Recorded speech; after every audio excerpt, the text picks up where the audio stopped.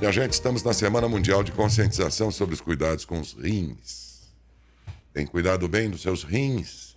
Para que serve o rim? Qual é a função do rim? Como cuidar bem dele? Como não judiar desse coitadinho, né?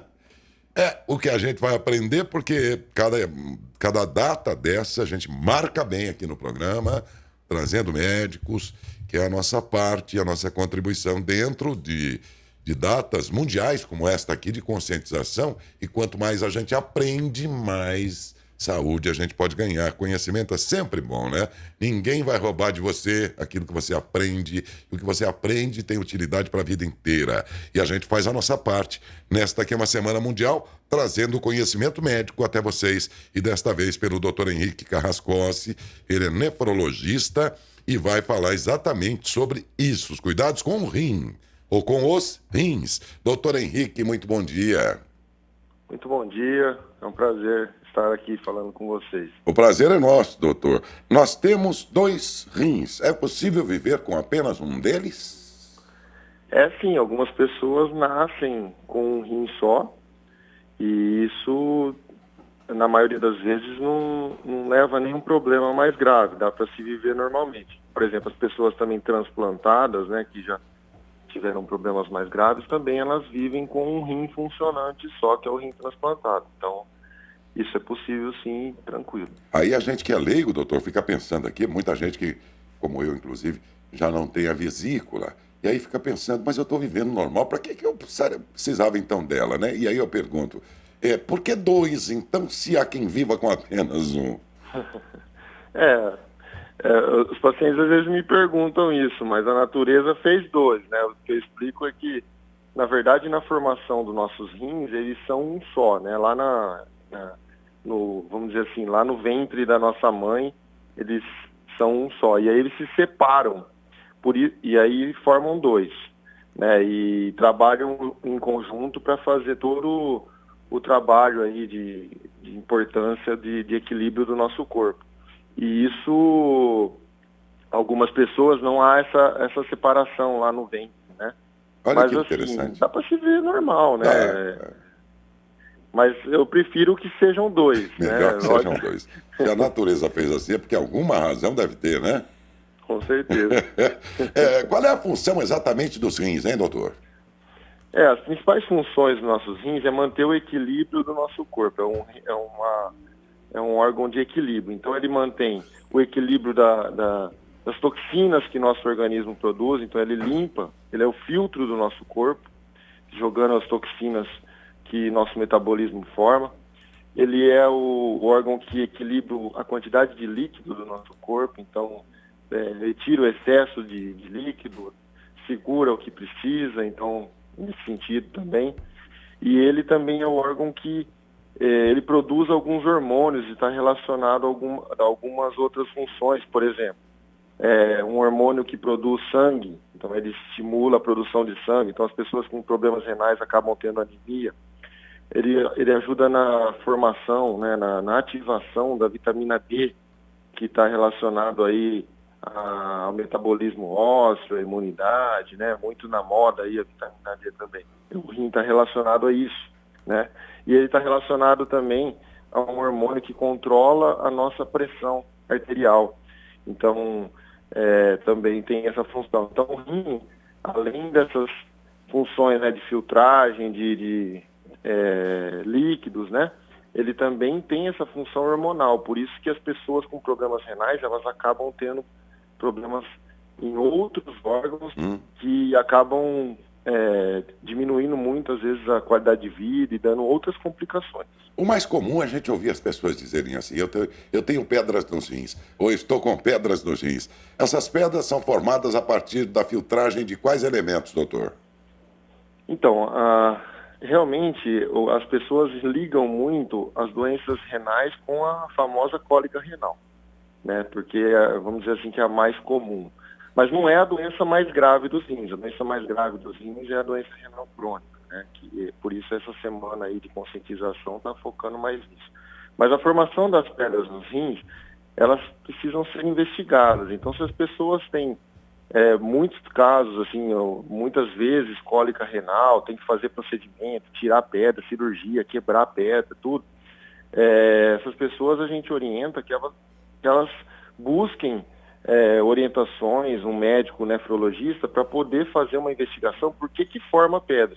Porque isso tem várias causas. Pode ser excesso de cálcio, pode ser excesso de ácido úrico, pode ser falta de alguma substância no organismo. Então a gente tem que fazer uma investigação para poder saber individualmente qual que é a causa da formação do cálculo renal.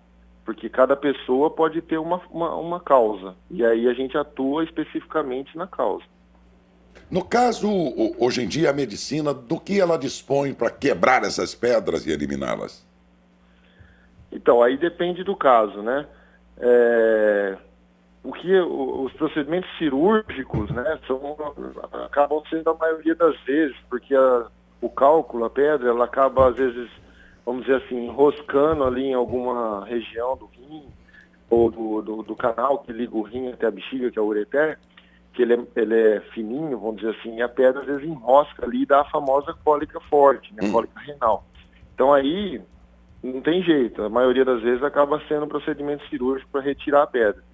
Mas o importante da pedra, que é uma mensagem importante nesse assunto, é que as pessoas busquem saber o porquê que forma a pedra, porque aí você consegue atuar na raiz, vamos dizer assim, do problema, né? Porque depois que a pedra se formou, a gente acaba não tendo, às vezes, opções a não ser, às vezes, o procedimento cirúrgico. E aí já é mais agressivo, né? Mais complicado. Mas, em geral, essas pedras são formadas a partir do costume de comer, por exemplo, algum alimento em especial? Geralmente é um conjunto, né? As pessoas geralmente já têm alguma alteração no corpo, às vezes algum fator genético que tem uma predisposição a formar a pedra, e aí, logicamente, junto com os maus hábitos de vida.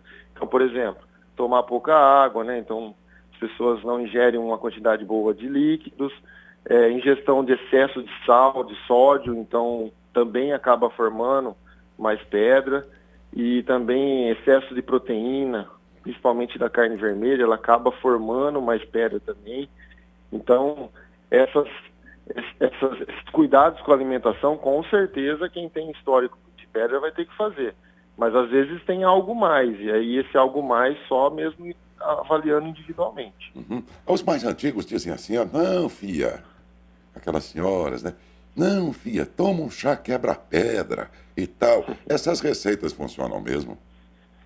Na verdade, o chá de quebra-pedra, ele não quebra pedra, não. Na verdade, ele, como qualquer chá, é um volume grande de líquido que a gente toma, é a água, né? Então, ele ajuda a eliminar a pedra, mas não que ele quebre a pedra. Se você tomar uma quantidade de água também grande, ele vai ajudar também a eliminar o rim, expulsar essa pedra, né?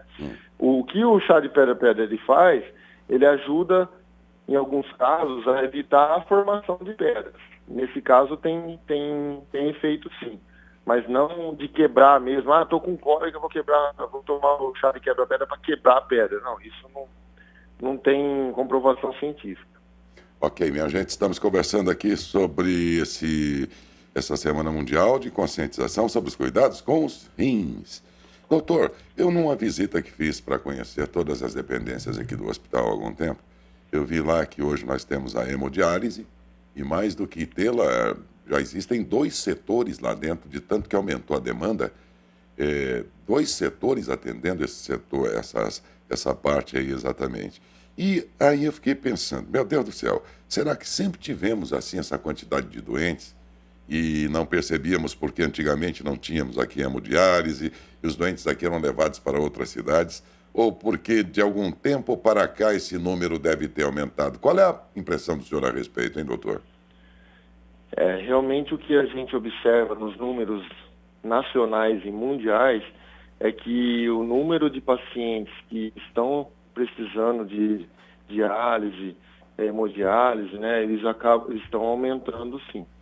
Hoje nós temos em torno de 140, 150 mil pessoas fazendo esse tipo de tratamento no Brasil, né? O que a gente vê, assim, o que justifica esse aumento, né? Nós estamos numa crescente de pessoas, por exemplo, com sobrepeso e obesos. E isso vem aumentando. A gente vê a estimativa disso para daqui a alguns anos é assim, desesperadora. A maioria, hoje nós temos 60%, 70% da população sobrepeso, acima do peso. E isso daqui 10, 15 anos, há uma proporção de que isso vai aumentar para 80%, 90% da população. Então, isso está relacionado à dieta ruim, maus hábitos de dieta, maus hábitos de atividade física, e a gente sabe que o sedentarismo, a obesidade, o sobrepeso, eles acabam aumentando a chance das pessoas se tornarem hipertensas, né, terem pressão alta e terem diabetes, que são as doenças que levam as pessoas, a maioria das vezes, a ter que fazer diálise. Então, 70% das pessoas que estão lá na hemodiálise hoje, precisam fazer esse tipo de tratamento, elas são por causa da pressão alta e do diabetes. Então, por isso que a gente a gente explica que vem aumentando. As clínicas de hemodiálise hoje estão todas lotadas, estão todas cheias. Até às vezes a pessoa tem que ficar esperando uma vaga porque não tem vaga, né? Então, infelizmente, isso vem aumentando e essa conscientização, é isso que a gente está conversando aqui, é extremamente importante para alertar as pessoas para mudar seus hábitos de vida e conseguir não ter problemas mais graves no futuro. É verdade. Eu fiquei impressionado por saber que nós temos aqui um setor de hemodiálise no hospital e para o leigo como eu, parecia que aquilo era suficiente, porque é uma área considerável ali dedicada a isso. E depois, no mesmo corredor, fui ver, já existe um segundo setor de hemodiálise também, todo ele lotado, conforme o senhor estava dizendo aí mesmo, viu, doutor? É exatamente isso. E não é só em Matão, não.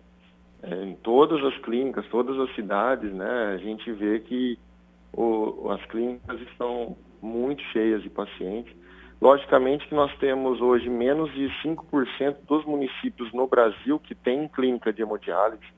Então, as cidades que têm são privilegiadas, porque a gente não tem essa disponibilidade em 95% aí das cidades no Brasil.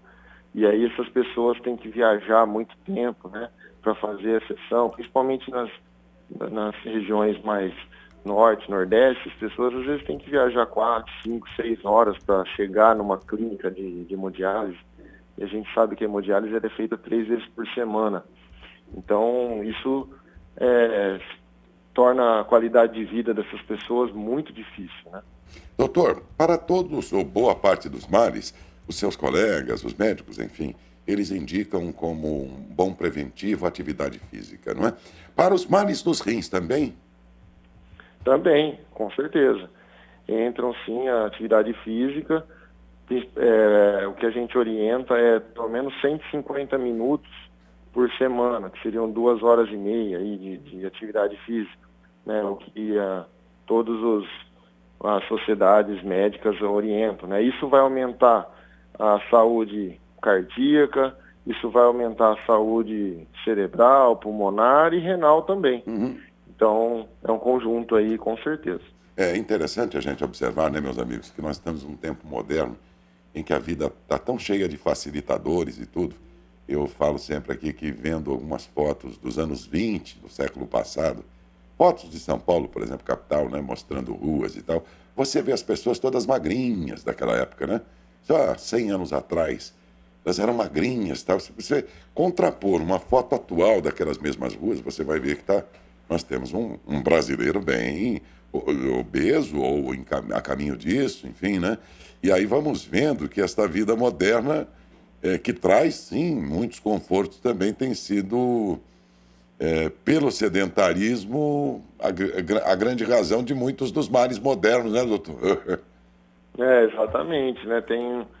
Nós temos hoje, principalmente a correria do dia a dia, né? Nós acabamos se envolvendo no trabalho, em tudo que a gente está aí correndo, e a gente não se preocupa, às vezes, do que a gente está comendo, né?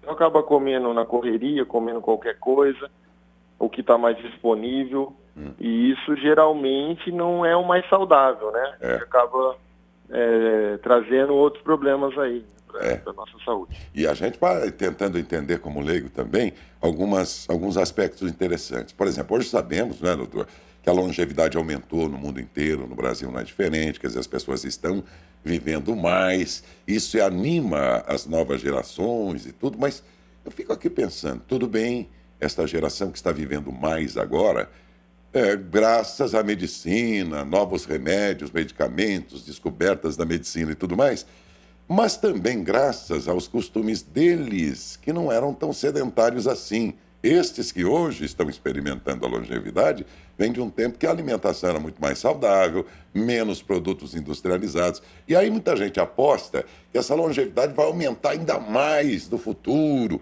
Essas gerações que hoje comem fast food e tudo mais, graças à medicina e às descobertas, ele vai viver muito mais, inclusive, do que aquela geração que hoje já está dentro de uma certa idade avançada.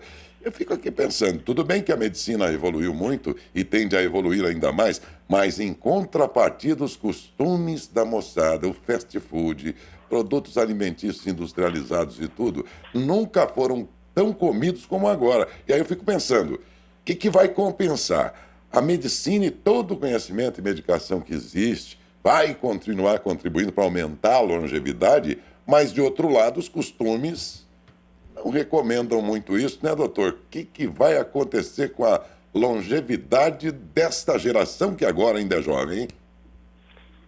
Isso é uma reflexão importante, né?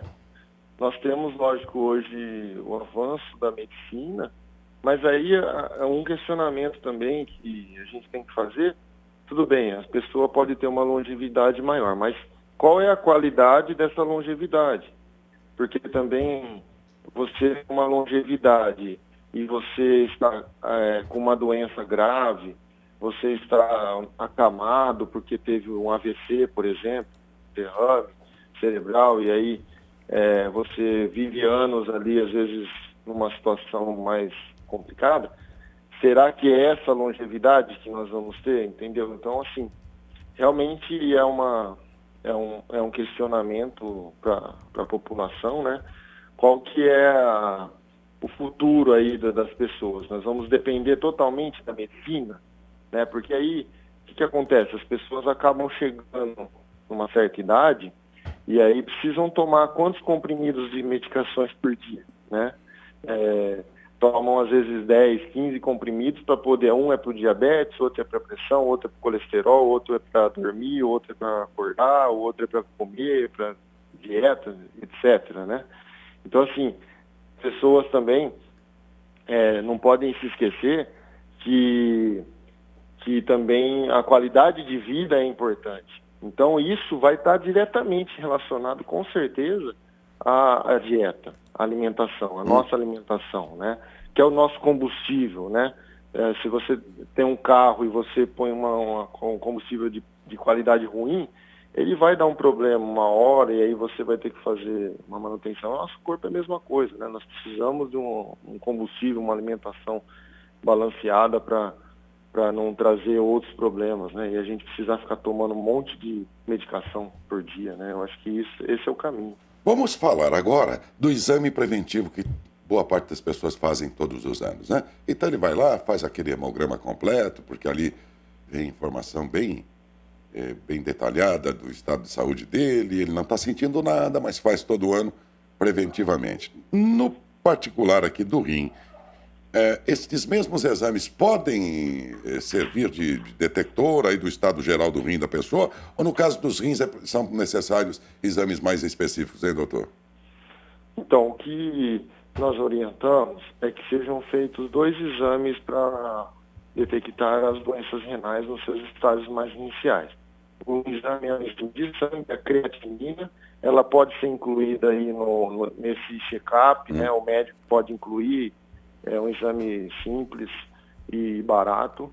E um exame de urina, também é um exame que a gente já vai auxiliar a gente a detectar os problemas renais. E é importante fazer esse exame no check-up, né? Porque as doenças renais são silenciosas, então nas fases iniciais a gente não vai ter sintoma, as pessoas não vão sentir nada, e aí a gente vai detectar isso só no exame. Então, por isso que é importante fazer. É verdade. Gente, alguém que já viu uma pessoa que faça hemodiálise sistematicamente, regularmente, aí, periodicamente, vocês já viram, né? É de dar dó, né, doutor? O braço da pessoa todo judiado de tanto que tem que fazer essas... Para fazer o procedimento de hemodiálise, nós precisamos de uma veia, né, para poder funcionar ela e o sangue passar na máquina, no filtro da máquina, né, no capilar, que a gente chama, e isso fazer a limpeza do sangue. Então, por conta dessa frequência, né, de punções, né, 3 vezes por semana você tem que pegar essa veia, a veia acaba se dilatando, né, e alguns pacientes acabam ficando com o braço um pouco mais dilatado. É de dar dó, hein? Fica picando ali, vamos dizer, né? Não tem jeito, então, né, doutor? Tem que fazer. Acaba ficando uma cicatriz ali, né? Mas quem vira aí uma situação dessa é de dar dó, viu, gente? Por isso que é bom, pelo amor de Deus, cuida bem do rim. Temos aqui as perguntas de ouvintes também. Temos sim, Daércio. Doutora, participando através da rede social, a Rosana pergunta o seguinte, ela fala que a água do município de Matão tem algumas pedrinhas brancas que ficam na resistência do chuveiro. Se essas pedrinhas podem causar pedras nos rins? Então, disso da resistência do chuveiro, geralmente pode ser até do cloro, né, que faz, né, essa retenção. Ele cristaliza ali, né? Então, não tem nada relacionado a isso, tá? Assim, de falar que a água especificamente desse município... Não tem nada que comprove essa questão. Até tem algum estudo que mostra que pela própria composição natural da nossa água, ela tem uma quantidade de cálcio considerável. Porque é assim lá na natureza. Mas daí imaginar que, por exemplo, entre outras coisas, o que está sendo retido ali no seu chuveiro seria o cálcio, já não é bem o caso. Pode ser, como bem disse o doutor, pode ser, por exemplo, o cloro. Sim. Pois não, o que às vezes acontece, só para complementar, as pessoas às vezes ligam muito essa questão de cálcio à pedra nos rins, mas isso também não é muito relacionado. Mas, eu como queijo, tomo leite e isso aumenta a pedra no rim. Não é bem assim, tá? Precisa dar uma investigada, porque em alguns casos não tem relação alguma com isso. E uma pessoa que beba bastante água, por exemplo, não dá tempo de formar essas pedras, né, doutor? Exatamente. A urina fica mais diluída, vamos dizer assim, né? E aí essa diluição, os cristais não grudam, né? E não formam os cálculos. Então não basta ter lá o cristal ou a água ter muito cálcio, como muitos pensam e tudo, desde que a pessoa tome bastante água. Se ela toma pouca água, essa calcificação vai ficando ali acumulada, vai virando pedra. Agora, a pessoa que bebe bastante água, não, ele vai eliminando o pozinho lá, vamos dizer assim. Não dá tempo de calcificar, né? Pelo que entendi uma vez de um colega seu. Exatamente. É aquela proporção que a gente fala, né? Se pegar uma colher de açúcar e colocar numa xícara de água e pegar essa mesma colher de açúcar e colocar num balde de água. A diluição é diferente. Na xícara ela vai ficar cristalizada, no balde ela vai sumir. E é por isso que o volume é importante de líquido que a gente toma, é muito importante. Muito bom. Quem mais? Ana Rosa pergunta. Oi, Ana Rosa. Ela falou que de uns dias para cá, doutora, ela tem sentido que a urina dela está com uma cor mais escura, se tem alguma coisa a ver com o rim. Então, a coloração da urina, geralmente, ela pode estar relacionada ou à hidratação da pessoa. Então, por exemplo, por que a nossa urina da manhã geralmente é mais escura? Porque durante a noite nós não ingerimos água. Então ela fica mais concentrada. Geralmente a cor da urina ela está relacionada mais a isso. Então, até uma dica que a gente dá, que as pessoas tomem bastante água e deixem a urina mais clara. Clara. Se você for fazer xixi e a urina estiver muito amarelada, provavelmente você está desidratado. Atenção, gente. Essa informação é importante. Como é, doutor?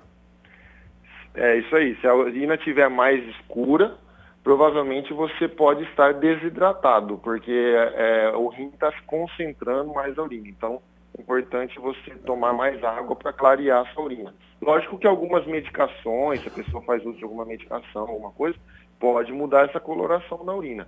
Mas a cor da urina não está relacionada, geralmente, a problema renal, não. Geralmente é mais essa relação com desidratação. Mas o brasileiro, ainda mais numa sexta-feira como hoje, ele vai dizer: ei, doutor Henrique, mas fica tranquilo, hoje é sexta, eu vou fazer um happy hour, né? E vou tomar bastante cerveja, então vou me hidratar bastante, o senhor pode ficar tranquilo. Aí ele vai tomar cerveja e tal, acreditando que porque ela tem um volume grande de água, ele está se hidratando. Faz sentido isso?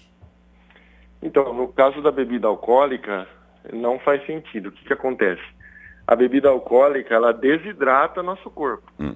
Por isso que quando nós ingerimos bebida alcoólica, depois de um tempo a gente começa a fazer mais xixi, vamos dizer assim. Aí vai ficando bem clarinho. Mas isso é um sinal de desidratação. Por quê? O álcool, ele inibe um hormônio que segura a água no nosso corpo. Então, quando ele inibe esse hormônio que segura a água no nosso corpo perde toda a água. Por isso que nós urinamos bastante depois de ingerir bebida alcoólica. Então, por isso que é importante que as pessoas, quando estão ingerindo bebida alcoólica, que elas bebam água também. Certo. Evitando, assim, a famosa ressaca, que é geralmente relacionada à desidratação. Tá vendo só? Outra pergunta. O Henrique pergunta, doutor, espuma na urina. Falaram para ele que espuma na urina pode ser motivo de alguma doença. Faz sentido, doutor? Isso sim. Em alguns casos, a espuma na urina pode ser proteína na urina. Então, assim, lógico que é um sinal indireto, né? Às vezes não é nada, pode não ser nada. Mas se a pessoa perceber que ela está indo fazer xixi no vaso, e aí fica assim, parece que tá cheio de sabão, né? A gente fala, tá cheio de detergente, faz aquela espuma. É importante que ela procure fazer um exame de urina para ver se isso tem algum significado. Pode ser algum problema, sim. E dá uma olhada aí, porque às vezes você tá com algum produto no vaso lá, que é um produto de desinfetante, será o quê? E aí faz bastante espuma, não confundir com a espuma natural aí da urina, né? Isso sim, é importante. Ficar atento. Pergunta pelo Facebook, pelo YouTube agora, pelo Zap pelo agora. WhatsApp da Hércia. A Márcia, ela diz: eu tomo bastante água, em torno de 3 a 4 litros por dia. Minha urina é bem clarinha e de vez em quando, na minha urina são expelidas algumas pedras. É bom expelir essas pedras? É normal? Assim, quando a gente toma bastante líquido, a nossa urina fica mais clara, tudo. Se tiver algum cristalzinho, alguma coisinha que está formando ali, lógico que vai ser mais fácil de expelir. Isso não é um problema, vamos dizer assim, não tem problema nenhum isso acontecer. É até bom se ela expele essas pedrinhas, esses cristais, sem dor. Melhor ainda, né, doutor? É melhor ainda, porque isso não vai trazer um problema para ela, né? Tem que ver se ela tem pedra no rim, se ela tem outras pedras, alguma coisa diferente que forma, né? Teria que fazer uma investigação. Mas se ela está eliminando sem sentir nada, isso... Dê graças a Deus, minha filha. Ótimo. Dê graças a Deus, porque eu nunca tive, não, mas as pessoas que têm pedra no rim aí, vou te contar, eles contam que é a dor do parto, doutor. Mulheres que têm falam que é a dor do parto. Exatamente, é uma dor, assim, inesquecível. É verdade. Então, se no seu caso as pedras estão saindo tão tranquilamente assim, de graças a Deus, né? Com certeza. De tal modo que ela, pelo que dá para notar, ela percebe até no vaso, quer dizer, que ao fazer xixi, ela percebe que saiu lá. Agora, não é servente pedreiro também, né? Que tem uma servente pedreiro, vai acumulando areia grossa na roupa e tal, e sai correndo para lá fazer xixi, e tá um monte de areia lá embaixo. Nossa, quanta pedra que saiu aqui agora, né? Mas não é o caso da moça aí, não. A Vera também pergunta... Oi, Vera. Bebo pouca água, às vezes tenho sede, bebo suco porque eu não consigo beber água. Isso pode me trazer algum problema de rim futuramente? Então, em relação à sede, é importante que as pessoas saibam que quando a gente sente sede é que nós já estamos desidratados, tá? Porque é um sinal do nosso corpo que nós já estamos com pouca água no corpo. Então, até uma orientação que eu passo para os meus pacientes é que eles bebam água sem sede. A gente não precisa esperar ter sede, porque aí a gente já está desidratado. Agora, em relação aos líquidos, depende do suco que ela toma, né? Porque, assim, lembrar que o suco, dependendo da fruta, ela pode ser rica em açúcar, né? Tem a frutose, né? Que é um açúcar que pode estar em grande quantidade, dependendo do suco. Então, às vezes, isso pode trazer problemas. O paciente é diabético ou tem uma predisposição. E além disso, o suco ele é calórico, né? Por exemplo, um copo de suco de laranja, ele tem uma quantidade de caloria grande. Então, às vezes, a pessoa, se ela já está numa condição aí de sobrepeso, alguma coisa assim, isso vai piorar essa condição dela se ela ingerir uma quantidade muito grande desses sucos, né? Então, por isso que a gente orienta a água, porque a água não tem caloria alguma, né? A água é o líquido puro, não vai influenciar no seu peso e vai fazer o trabalho bem feito.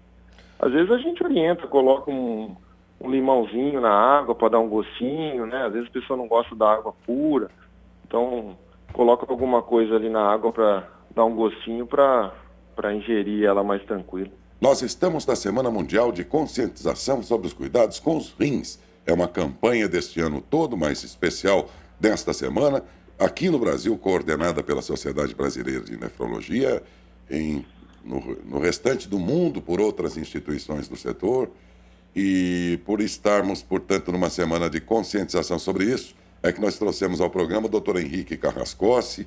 Ele é nefrologista e falou sobre o assunto, e por essa contribuição eu agradeço muito, viu, doutor Henrique? Muito obrigado, viu? Eu que agradeço o espaço, parabéns para vocês pelo programa e pela iniciativa de dar esse espaço aí para um assunto tão importante aí de utilidade pública. E é um prazer, estou à disposição. Muito obrigado. Bom dia, doutor. Bom dia. Bom dia. Falei com o doutor Henrique Carrascosi. Espero que vocês tenham aproveitado, porque toda entrevista assim sempre se reveste uma grande oportunidade de a gente aprender a se cuidar e tudo. Cada entrevista dessa tem essa finalidade.